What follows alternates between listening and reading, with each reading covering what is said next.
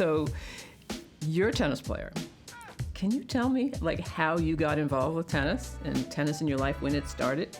First of all, thank you for referring to me as a tennis player. Okay, that just right when you said that, I was like, oh my, people know me from ESPN and they know me from basketball. They don't realize that my athletic scholarship initially was tennis. It was a tennis scholarship. It wasn't basketball. The basketball coach was also the tennis coach, and she knew that I played tennis. She said, how about a tennis scholarship? I'm like, I like the sound of that. If I couldn't find someone to play a backboard, this backboard was all like cracked. I didn't care. I just wanted to get out there and play. And I dreamed of being a professional tennis player like you.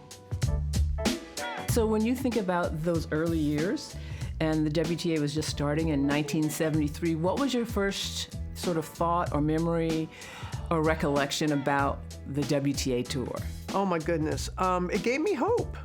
I was 13. I didn't see any women that were broadcasters, sportscasters, but I saw women on the tennis court. So it said, okay, and even though they didn't look like me, I still saw a woman, right. And I thought, okay, I have a possibility here.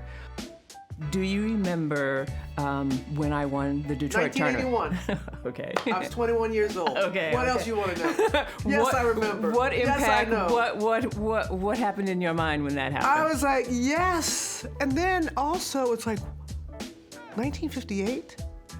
That was the last time someone who looked like us won a tennis tournament? I don't want it to be that much of a gap before we see someone else like us there on the court. You got to win in America. It's great to be in the top 20, it's great, but if you don't win, and you won a tournament, and that's the difference maker and how people view you. I wanted to be involved in sports, and it was a passion for sports and interest in journalism. I didn't make it to Wimbledon with a tennis racket in my hands, but I did make it with a microphone. What would you say was one of your most memorable moments covering women's tennis? Oh, gosh, there were so many of them. I loved doing play-by-play as well as reporting from Wimbledon, reporting from the major tournaments. The Virginia Slims Championships. At the Garden, baby, on carpet. Yes.